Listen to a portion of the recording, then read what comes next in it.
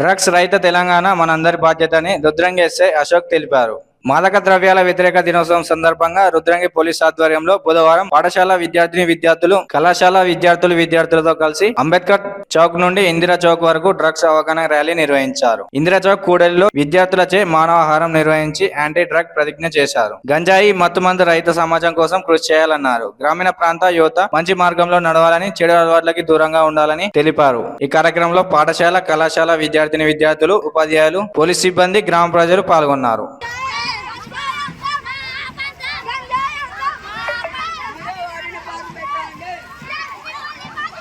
మెరుగుపరుచుకుంటానని ప్రతిజ్ఞ చేస్తున్నాను. నేను సానుకూలంగా ఆలోచిస్తానని మరియు సానుకూల చర్యలను చేస్తానని మెరుగుపరుచుకోవడానికి నేను ప్రాణాన్ని ఆచరిస్తానని